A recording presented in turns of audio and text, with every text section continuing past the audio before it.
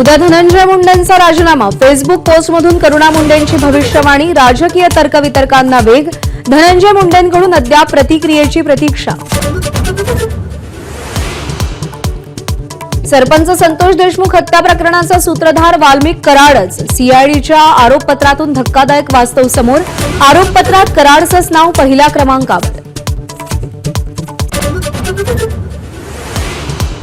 संतोष देशमुख हत्या प्रकरण आणि खंडणी प्रकरणी 12 मार्चला केज सत्र न्यायालयामध्ये एकत्रित सुनावणी, विशेष सरकारी वकील म्हणून उज्ज्वल निकम यांच्या नियुक्तीनंतर पहिलीच सुनावणी. वतनदार मेळाव्यात म्हणून मराठी अस्मितेशी बेईमान होणाऱ्यांच्या फौजा आज महाराष्ट्रात, संजय राऊतांचा रोखठोक हल्लाबोल, पहाटे 4 वाजताच्या शिंदेशहांच्या वेस्टिन हॉटेलमधील भेटीचाही पंचनामा. मुख्यमंत्री फडणवीस आणि उपमुख्यमंत्री शिंदे आज रायगड दौऱ्यावर, रायगडमधील दोन्ही मंत्री भरत गोगावले आणि अदिती तटकरेही एकाच मंचावर, पालकमंत्री पदावरून होणाऱ्या जुगलबंदीची उत्सुकता.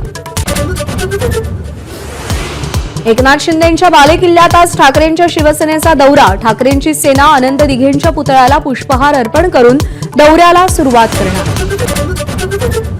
मध्य आणि पश्चिम रेल्वेवरती आज मेगा ब्लॉक, पश्चिम रेल्वेवर ग्रँड रोड ते मुंबई सेंट्रल दरम्यान गर्डरच्या कामामुळे ब्लॉक, तर मध्य रेल्वेवर फलाट विस्तारीकरणाच्या कामासाठी ब्लॉक.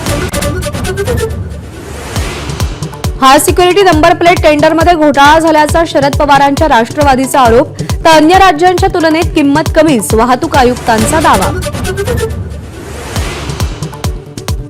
जम्मू काश्मीर आणि हिमाचल प्रदेशातही जोरदार बर्फवृष्टी, काश्मीरमध्ये मार्च महिन्यात जानेवारीसारखं हवामान, तर हिमाचलमध्ये शिमल्यापासून मनालीपर्यंत बर्फाची चादर पसरली, जनजीवन विस्कळीत.